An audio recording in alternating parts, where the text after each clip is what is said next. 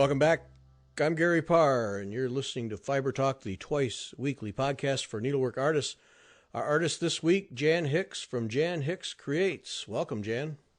Thank you. I'm happy to be here, Gary. Yeah, looking forward to this conversation. Yes, you do all kinds of fun stuff. Kind of crazy out there in the stitching world. Yep, all kinds. Yeah, I listened to a handful of your FlossTubes and enjoy them. Yep. Thanks. Interesting stuff. Now, what caught my eye as your most recent one was your work with Cosmo threads. Mm-hmm. Because I'm doing with our meditative stitching, I'm doing the Avlia basket weave thing, and Kim Young at Sassy Jacks put together a colorway for me with Cosmo threads, and I'm really liking them. Yeah, yeah. There's a different quality to them. I think is really good. And I agree, and I was rather surprised. I really didn't expect there to be a different quality. I mean, you think cotton thread, right? Yeah. But, yeah, I am rather amazed at the difference in the quality. I thought you hit it on the head. I couldn't put my finger on it till I watched your FlossTube where you talked about how through the stitching of a strand, it holds up better. Yeah, it is more...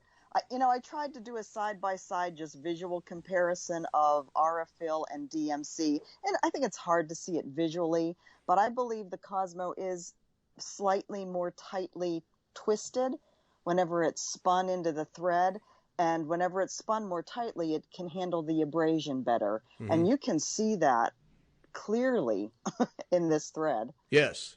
Yeah, well, it was for me, it was... There's something I like about this, but I can't figure it out. And then when you voiced that, it was bingo. That's what it is. Yeah.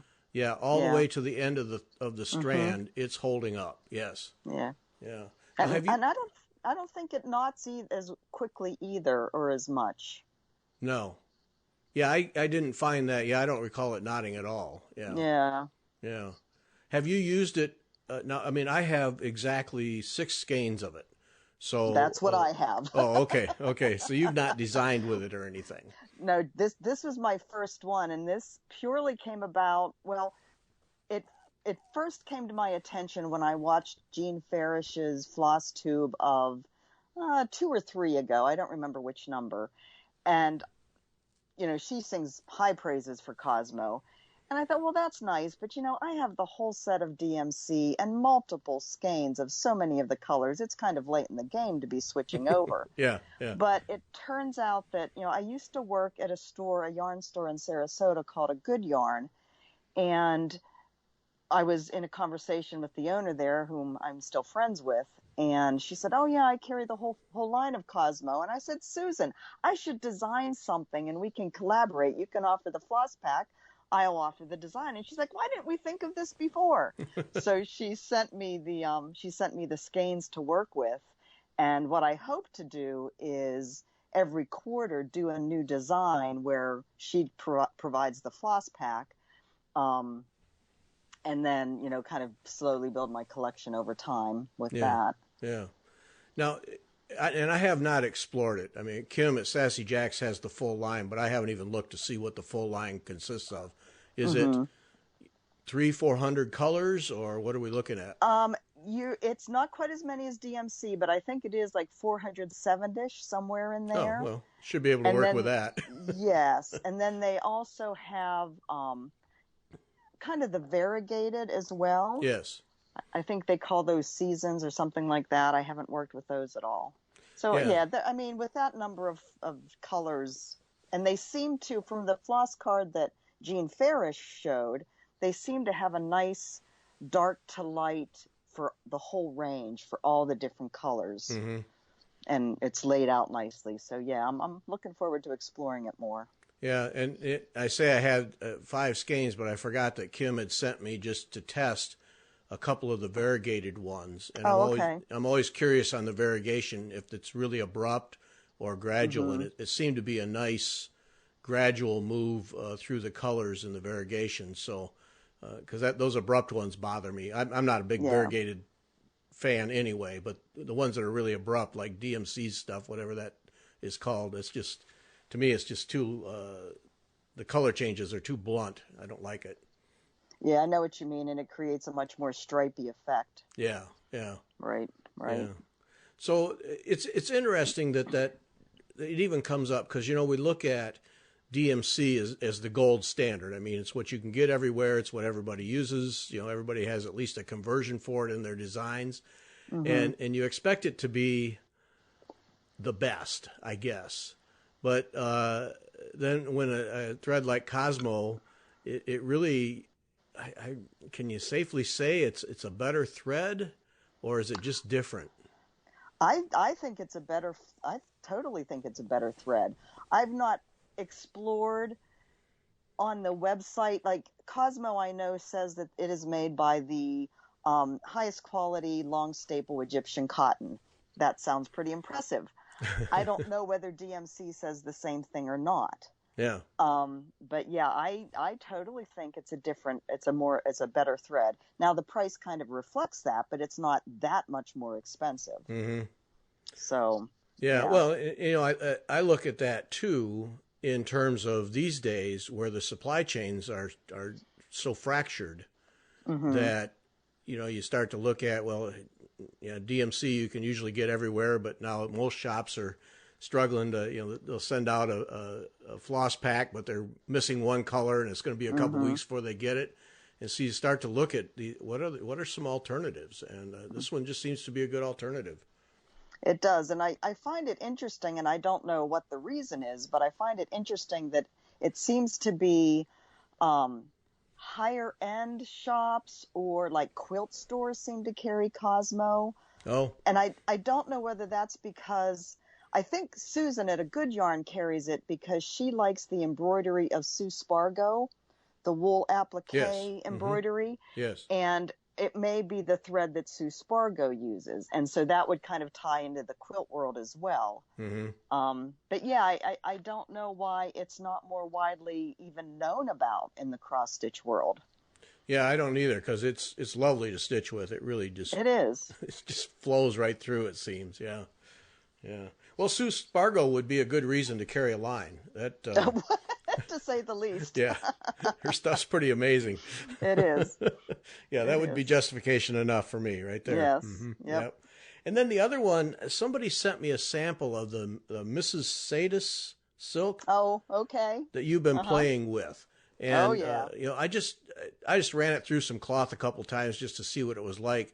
And when I saw you'd been playing with it, I wanted to ask you about that in comparison to other silks. Do you like that? Does it hold up? I do. So let me give you a little background with Mrs. Sedas, and Raquel is the name of the woman in Spain who is Mrs. Sedas. I first saw her post something on Instagram. Oh, it's probably been a year ago now. And she posted one of her big skeins of silk. And the price she was asking for this, now coming from the knitting world, I look at yardage and I have an idea of how much yardage and how far it can go and what the cost is in the knitting world. Mm-hmm. And I looked at this skein of silk that was, oh goodness, I forget how many yards now, 250 yards, I think. And the price she was asking was like, holy cow, I need to get my hands on this. Either this is really, really junky quality or I've just struck gold. Well, I feel like I've struck gold because the quality, it's a filament silk that holds up really, really well. I have used, I won't say all the different silks out there. I've used a lot of them. And of course, you have the silks that pill more and the silks that are a higher quality and more tightly twisted that hold up better. And hers is one of those that holds up better. I love the fact that I'm supporting this woman who really just started out last year. I can honestly say I've had a huge impact in her business and supporting her business and spreading the word, and that really makes me happy. And her colors are fantastic. She has a great eye for color, and just everything about it makes me happy. I didn't realize she was that new to the market. Yeah, she is. I thought that was one of those that have been around for decades and was just now getting discovered. But no. Yeah. No, well, the one skein I have, it seems like really nice silk, but yeah, it was just a here's one to play with kind of thing. Right, Yeah. right.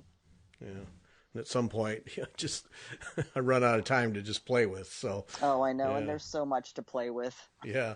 So from the knitting world, was that the first thing that you did with needles?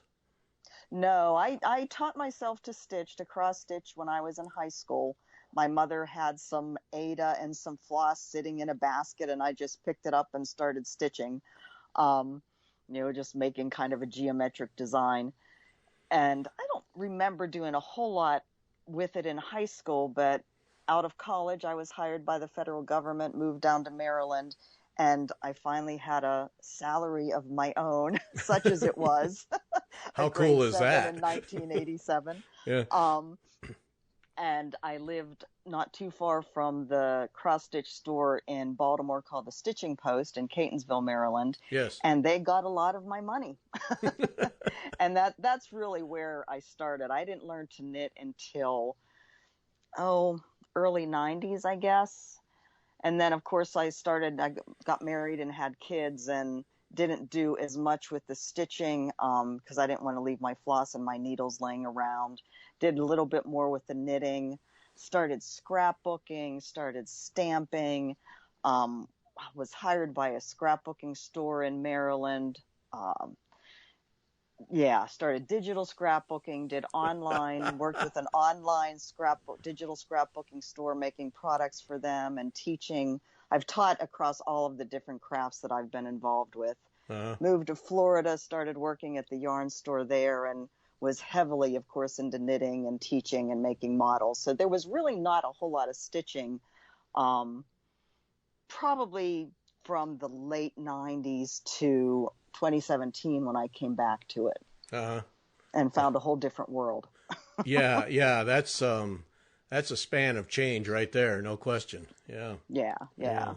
But I feel like all the different things that I have done in my crafting life have kind of led me right to this point where I'm comfortable with designing, I'm comfortable with converting colors, I'm comfortable with layout. All the experience that I got from the scrapbooking world has just led me to this point.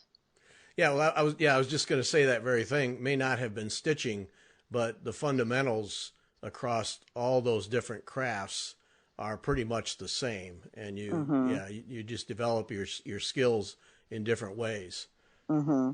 Yeah. It's still all creating, and I can't. Right. I'm a person who I have to create. That scrapbooking thing, that was a rapid rise, rapid fall kind of thing, wasn't it?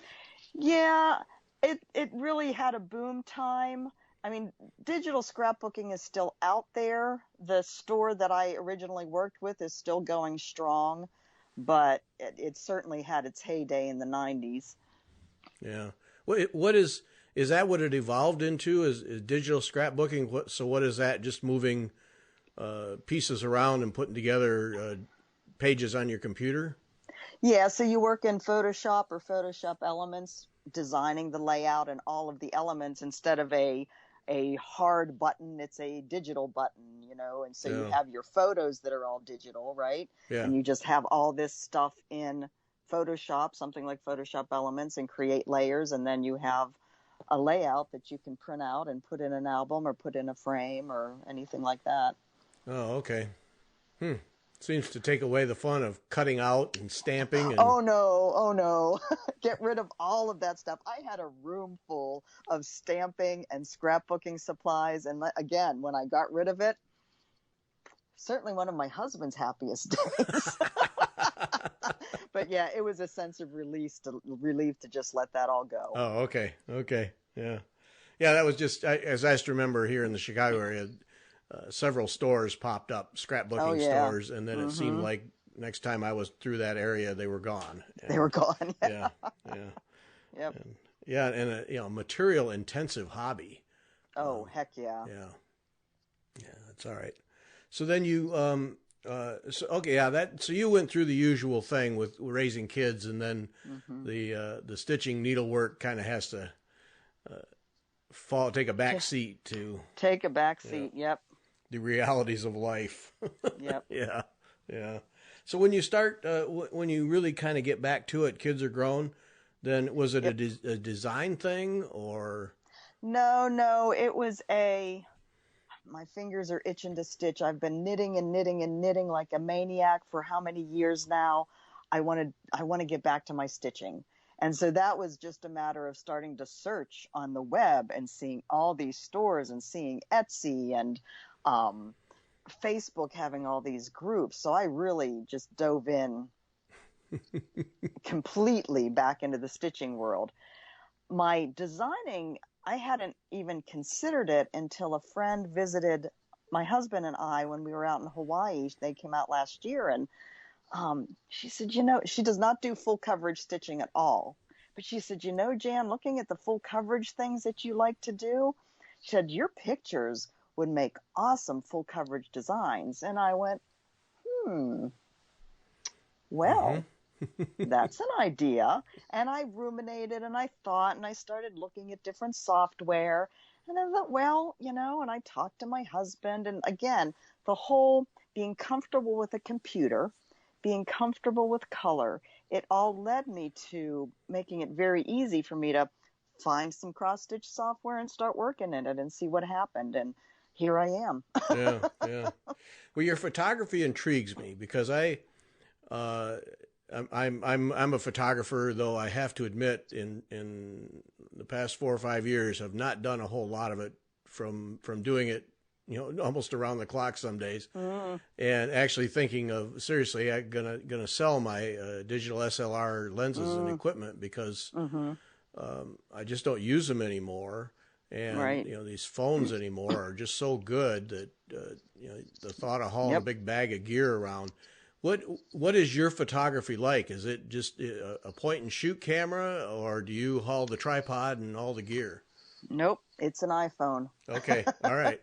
Yeah, and I followed that same trajectory where I had all the equipment and the lenses, and like you said, the phones just kept getting better and better, and the best camera is the one that you have with you. Right.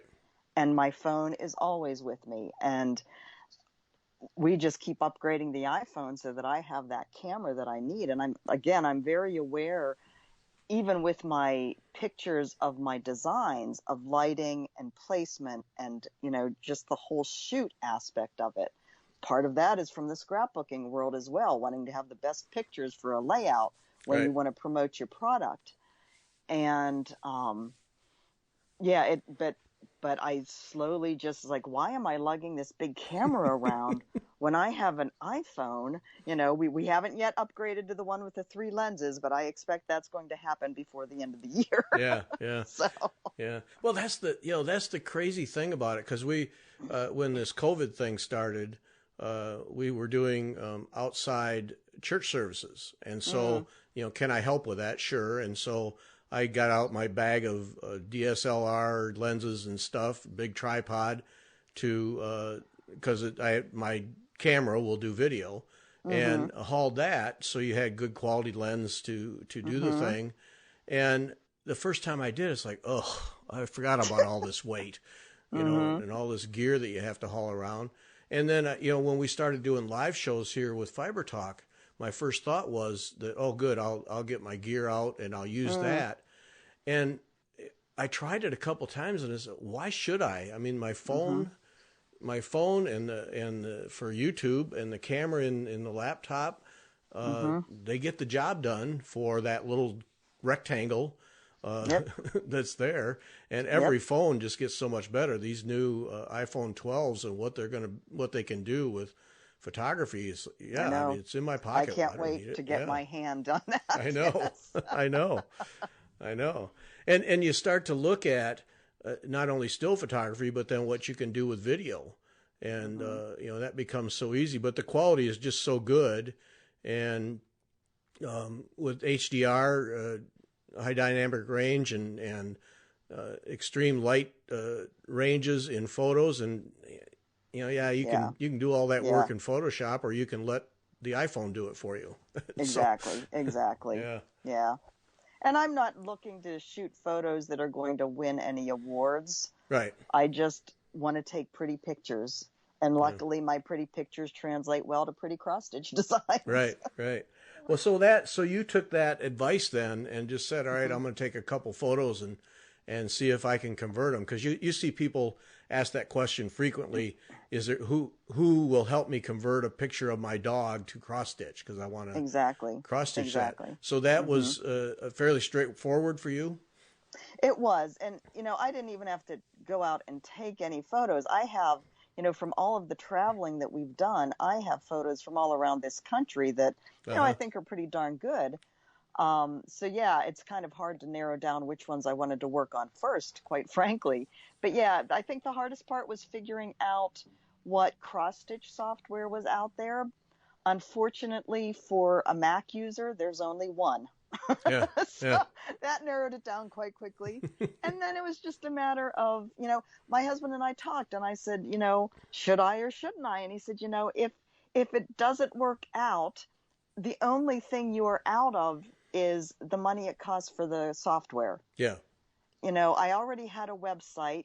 We were both fairly savvy with working with a website. I had to figure out the shopping cart aspect of it. But other than that, it was just the time to learn the software. And it has some strange, learning curves and strange ways of doing things when you're used to a Photoshop type environment. Yeah. But even that is, it's you just learn it and figure it out and carry on. Now, had you ever done full coverage? Had you stitched full coverage pieces before doing this?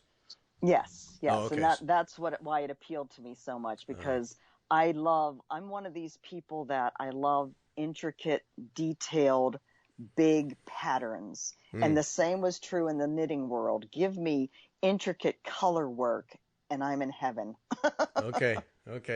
So right up your alley, because that. Yeah. I've said 100 times, I admire people who do full coverage, but I have no interest in doing it. Yeah, and that's just it. There's some people that it's their cup of tea, and thank heavens there's something for everybody out there, right? Yeah. Well, that's the beauty of this hobby. Yeah. If you don't like what you're doing, there's 15 other options. Yeah. Yep. No doubt about it. So when you do full coverage, are you a thread parker and a diagonal stitcher and that whole shooting match? I don't follow rules very well. Okay. So, I started doing diagonal, but I look at pictures of people with their neat diagonals and they don't go out of the lines, and I think, my brain just does not work that way. My brain says, okay, I have this diagonal, but I have these stitches in that same color coming down here off the diagonal. I'm just going to do them. So yeah, I kind of sort of work on a diagonal, but I'm kind of a flowy diagonal. Okay. Yeah. Just enough so you don't get the grid lines then. Yeah, exactly. Yeah. And I don't park. I did that for a while, but I find since I am kind of coloring outside the line, if you will, I just use my thread until it's done and then go to a different color. Okay, that works. Yeah. What is the mental reaction when you have a photograph you did and then you finish that same photograph stitched? You're assuming that I've actually finished one. Oh, okay. Then that was a bold assumption. Funny. Sorry. I've started one. I've started several. Oh, okay. I knew I liked you. Yeah. I like what I see so far. Okay. But, yeah, I'm a long way from ever finishing anything. Oh, okay. Yeah, because it's, you ask the question, all right, I've got this beautiful photograph. I can make a beautiful print, put it in a frame, and then I can also stitch it. Does it take on a different characteristic when you stitch it? Does it have more depth? Well, it's funny you ask that, because I actually talked about that in one of my videos when I first started doing this. I love the thought of stitching all of my photos. And I said to my audience on my FlossTube channel, I said, I tell myself, Jan, you're an idiot. You don't have enough time to stitch everything that you already have. and you think you're going to stitch all these full coverage pieces, just print it out. You have the picture, just print it out and put it in a frame. Yeah. So, yeah.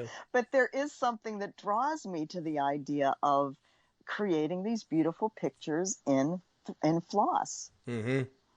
Is it watching it unfold as you stitch? I think so. I think, you know, I think there's a lot of similarities between people that like to do jigsaw puzzles and people that like to cross stitch a full coverage piece. There's something about seeing the picture take shape, all these little bits and pieces that come together, all these colors that when you're up close and working on that little section, it doesn't look like anything. But when you step back, you can see the bigger picture. Oh, that's good. Now, I had not equated it that way, but yeah. Yeah. Because the jigsaw puzzle does, I mean, they're fun to do. I don't do them, but the ones that I've done, it is fun to match up all the colors and shapes, and then you step back. Oh yeah, it actually makes an image. Yeah, exactly. That's interesting. Okay, all right, I can connect with that. That's good. Yeah.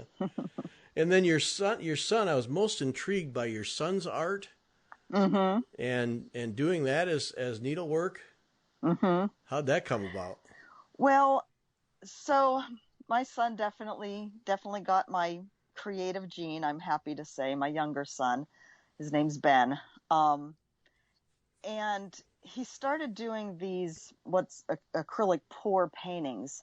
And I think why I thought they would translate well into cross stitch is because one of the type of full coverage that I love is the fractal full coverage pieces or the mandala full coverage pieces that have so many colors flowing into each other, and that's what his artwork is.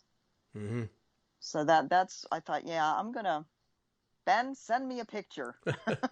Now is he a painter, or how does he do his art? He it's acrylic pours, so it's acrylic paint that you add something to make it a little bit more flowy. And so he pours the paint onto a canvas, and he has it on I don't even know what to call it, suspended on ropes from the ceiling, and he spins it. And depending on different motions with the spinner, and he'll flick some of the paint off with his fingers so it flows different ways. If you want to, he posts his videos, like these little videos he does on Instagram. Ben Official is his Instagram name. It's really fascinating to see the way the paint flows and spins and what the outcome is. I'm darn proud of that kid. I've seen that kind of art done. It's amazing. It is. I guess what amazes me is that in your mind you can see that if I do this, this will happen. And but there are times though, and this is the kind of fascinating thing. There are times that whatever the outcome is, he doesn't like it. And so he'll pour a bunch of white paint or a bunch of black paint over top and spin it so it covers up what was done, and he'll start again. And of course the mother in me thinks, oh my goodness, the amount of paint you're wasting. Yeah. But it's art. There's that. So then you got paint splattered all over, dripping on the floor. Yes. On his clothes, he got new white sneakers so he could have them paint spattered. Yeah. Why not? Yeah. So is he able to do this as a profession, or is it? Not yet. Okay. He still has a job working at a restaurant in Orlando, and this is his hope for the future. Yeah. Well, that's all right. Nothing wrong with having a target. That's all right. Nope. But you're right about those fractals, because that was I think probably the first full coverage piece I ever encountered was one of those fractals, and immediately you just stop and go, oh, that would be so fun to create that. And then you think, no, I'm not doing that. Oh, that takes so long to create that. Yep. Yeah.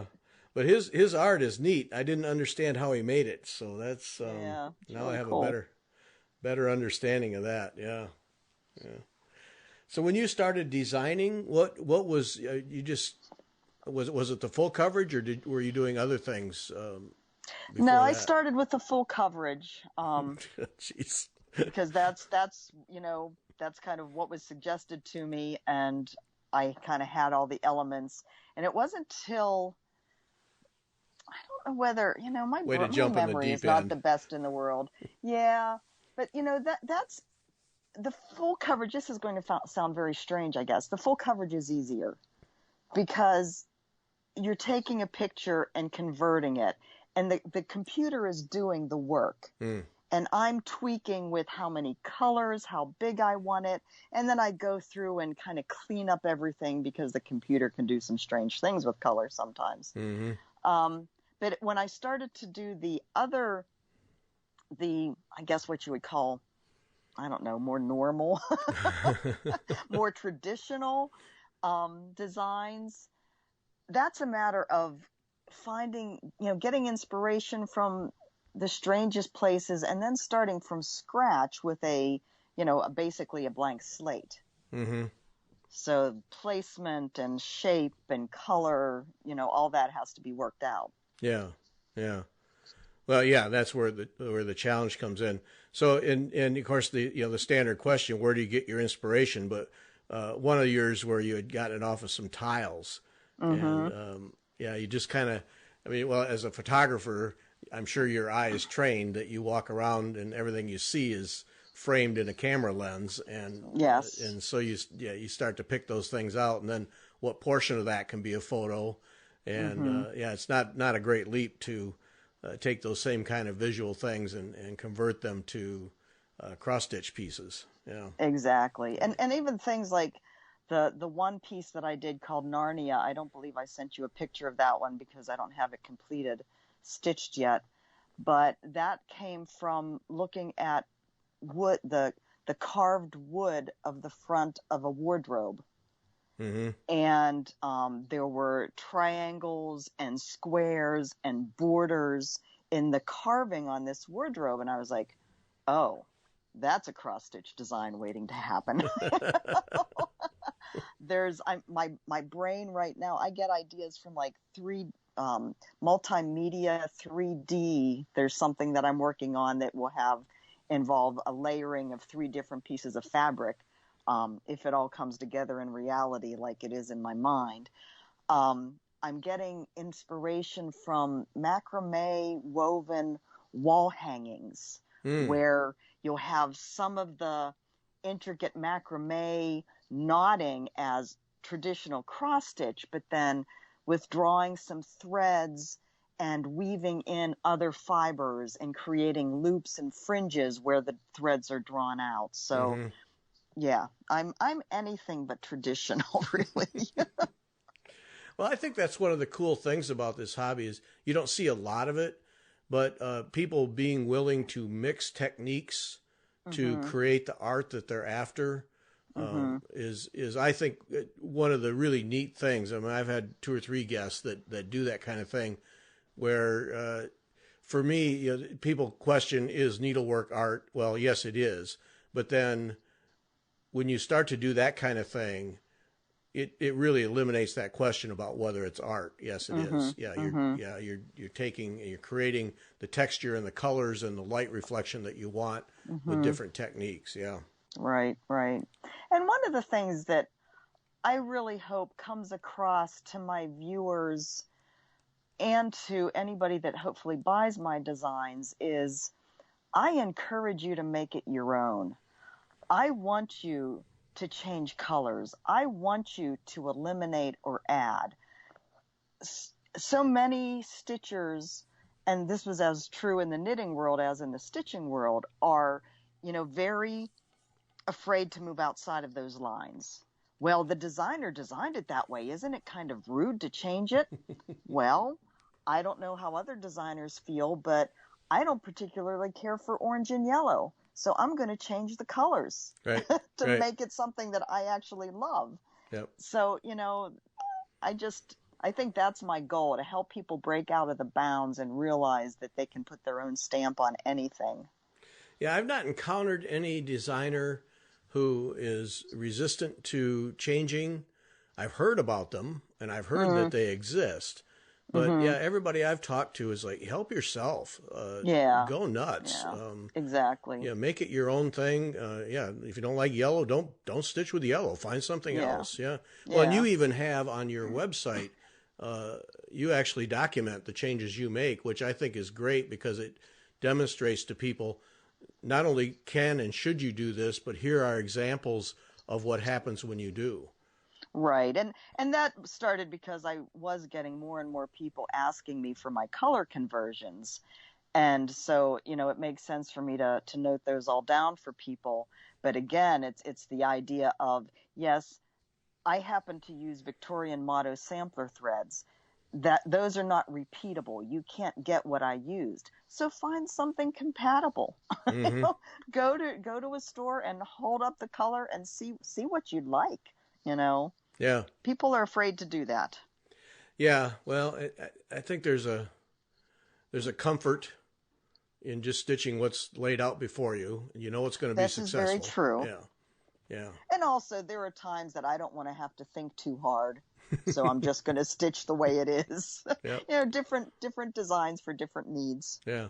Well, and that's an element of the whole hobby is that I can just let my mind go away and move my hands and yeah, it's relaxing. Yes. So you just and end up with something pretty. Yeah. Something rather than a couple of hours wasted watching Instagram or something. Yes. Yes. Yeah. That. Yep. Getting lost in social media. Yeah. Somebody the other day posted that they had gone a week without social media, complete cutoff. And I thought, I wonder how many hours I would have for productive things. Yeah. Probably should think pretty hard about that because now we all have the app in there that keeps track of how many hours. I probably should turn that on and just scare myself. Yeah. Just get a little come to Jesus moment. Yeah. Way too many hours scrolling through stuff. Yeah. Yeah. To no end. Right. And that's very true. Yeah. Yep. Yeah. Now you as a designer, you stitch other people's work. Oh yeah, all the time. I have so many things that let's just say again, I'm weird. I'm weird out in the design world. I'm doing this because it's something that's calling to me because I have this need to create. I'm not doing it to make it a business. So but I do keep fairly strict business hours with my time. So my daytime is my business hours. So when I need to do business stitching, I will do it during the day. When I work on the computer, I will do it during the day. I had a time in my life when I was in the digital scrapbooking world and had a laptop that I was working on that I spent way too much time focused on that and not on, and it, I enjoyed it. It was something I enjoyed. I enjoyed creating layouts for my products, but I got so wrapped up in it that I didn't have any balance in my life.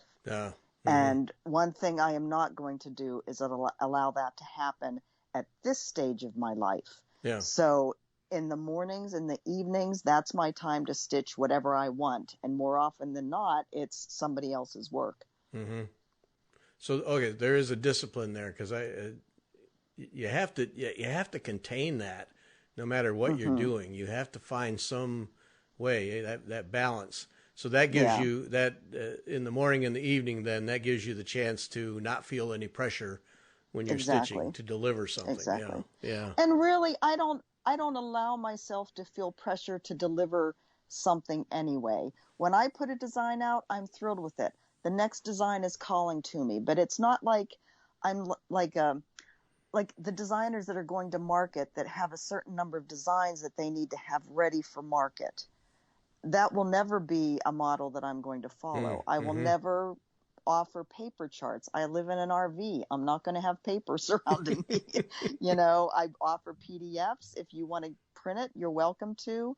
I know there's Creative Poppy that I could sign up with or see if they would accept me for to sell print on demand. Who knows? Maybe down the road.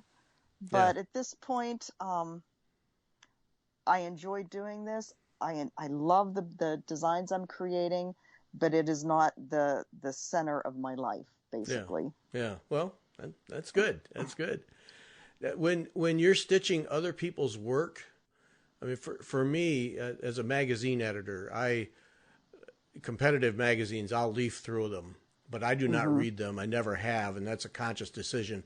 I have never sat down and read competitive magazines cover to cover, or even to any degree at all, because I don't want them influencing what I do as editor of my magazine. To me, it's like, oh, they did that. Well, I can't do that. No, right. I should be free to do what I think is best for what my magazine is doing and the audience. Do you find that influences your design work, or are you able to compartmentalize that?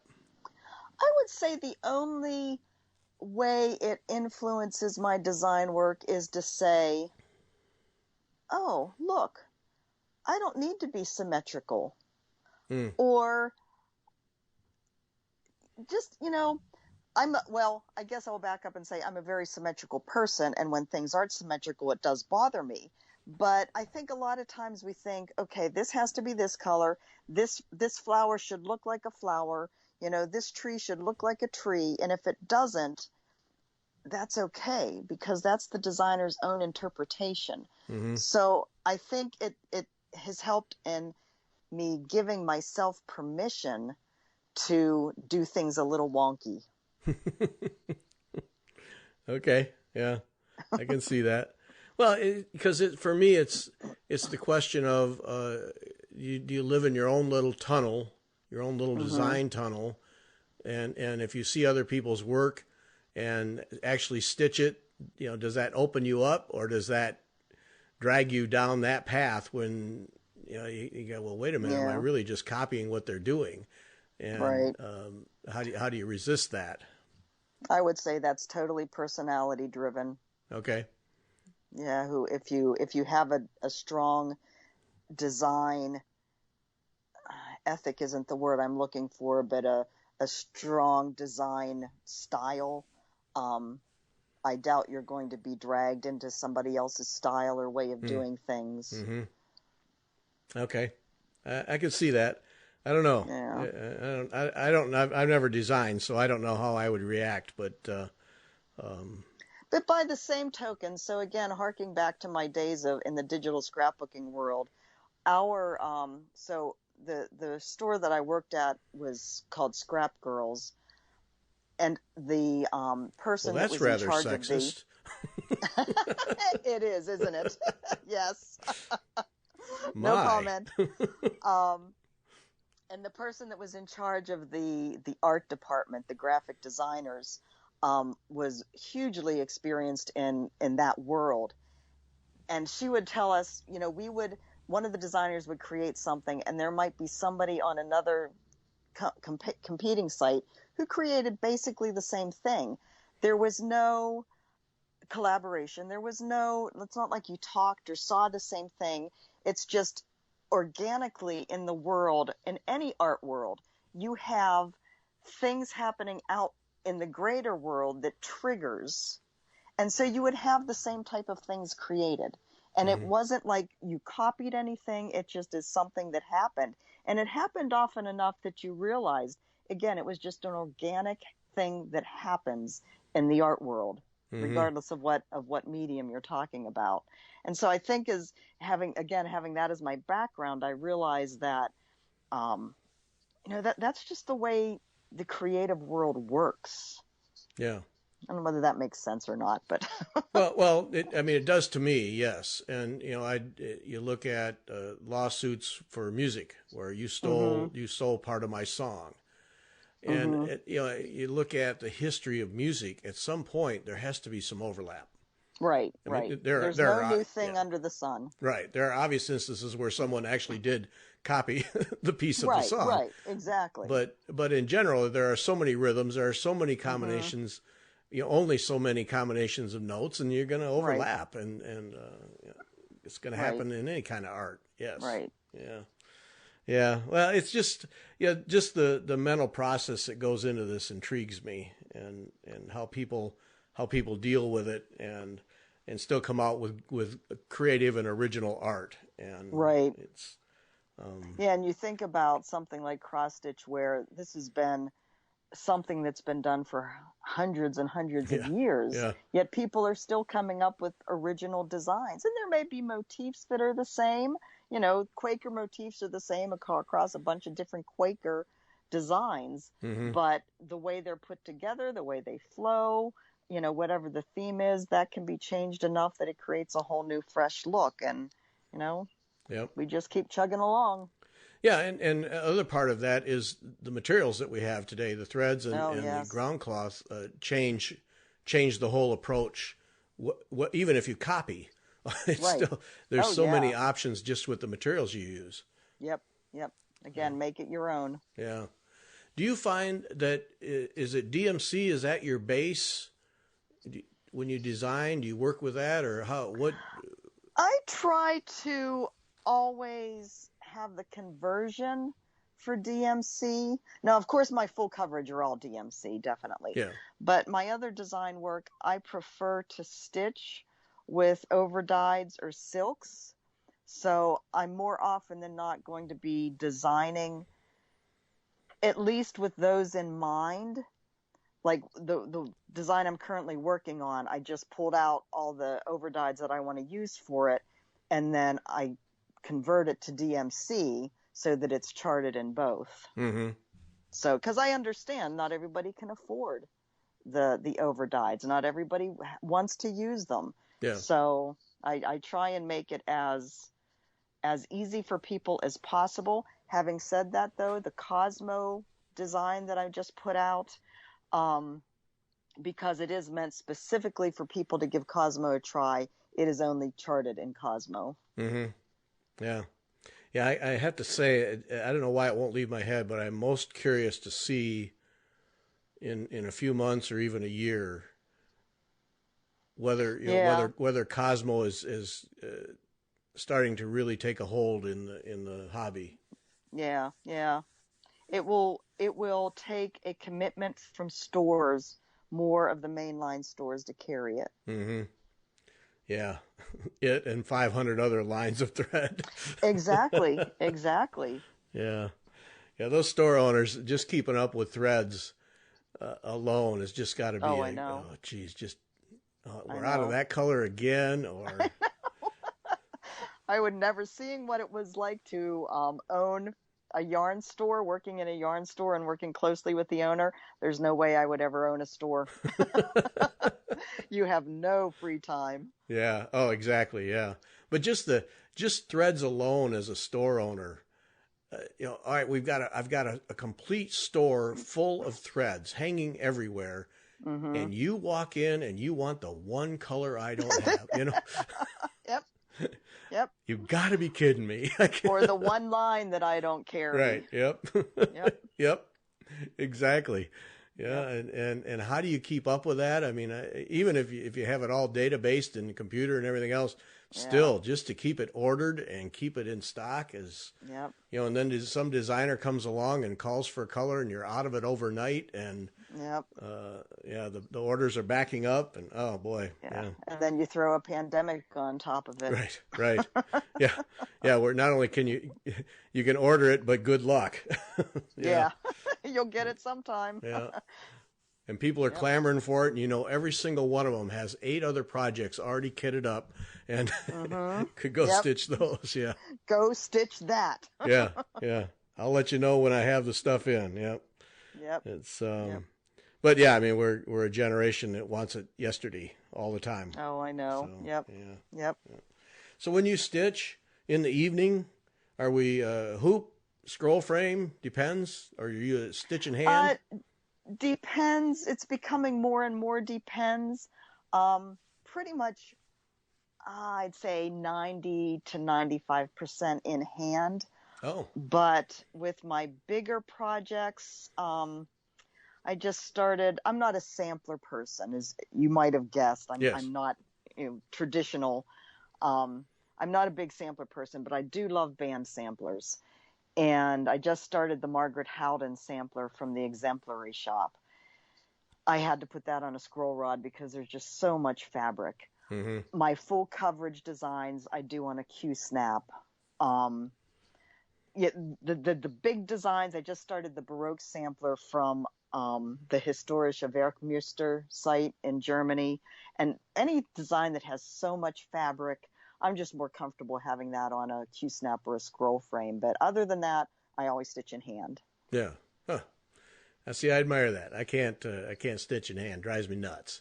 Oh, but, yeah. The sewing method is so much faster. I just flow along. Oh, okay. Okay. All right. So then you really, with that, because I won't use that because I don't like what it does to the threads, but you can really see in the Cosmo thread then how that holds up with that sewing method. Yeah. Oh, yeah. Yeah. Okay. Yeah.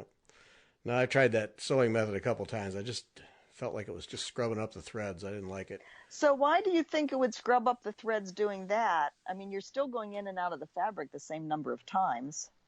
Because I feel like you're dragging it over the surface of the fabric more, where if you're going straight up and down, because I stitch two-handed, and you got a needle that's making a big enough hole. I don't feel like it. Okay. With the sewing, I'm really going over the surface of the ground cloth strands, or at least kinda. That's the way I feel about it. So yeah, this works better for me. Yeah, I don't know, and I'm sure that's one of those we could argue and compare till we all fall asleep. And again, there's something for everybody out there. Yeah, and I can see that it's faster. I can see that it's a faster technique. I didn't. The times I did it, I just didn't like what it did to the thread. Yeah. And it may have been I was using a silk thread that was pretty fragile and it was tearing it up. Yeah, so many variables. Yeah. I do stitch two-handed when I'm working with the frame. Yeah. Yeah, to me that's automatic. I was reading something the other day where or listening to something where somebody said that their other hand just wouldn't work. It just yeah, it takes, again, it's a learned skill, and I stitch with my left hand underneath, but I tried to switch it so my right hand, my dominant hand, was underneath, and I am not nearly as fast with my left hand, with my right hand underneath. So yeah, again, gotta figure it out and practice. And now see, that's where memory. Yeah, that's where, because I'm left-handed, so my left hand is on top. Okay. And people talk about their dominant hand being underneath because you don't have to think about it. And I don't think about it at all. I don't either. Yeah. And that just seemed the most my dominant hand on top, non-dominant on the bottom. Yeah. That just seemed the most natural way for me. Yeah. I don't know. Yeah, I have yet. I don't study it because it's just natural for me. So. Right. And I mean, I learned two-handed right out of the gate with needlepoint. On a scroll frame, and that's just the people who taught me this is how you do it, and so I frankly don't know any different. Don't know any better. No, well, and when I do, have tried just stitching one-handed, it's like, oh man, my arm is getting tired going up and down and over and out. And, it's a lot of work. Yeah, skip that noise. Put it on a rack and that's just right. go. Let me go. Yeah. Yep. Funny. Yep. Jan, thank you. This has been fun. Oh, thank you, Gary. Yes, it's been a lot of fun. Yeah, enjoyed it. Hour flew by. It'll happen every time. Yep. Excellent. All right, thanks, Jan, and thanks to everybody for listening.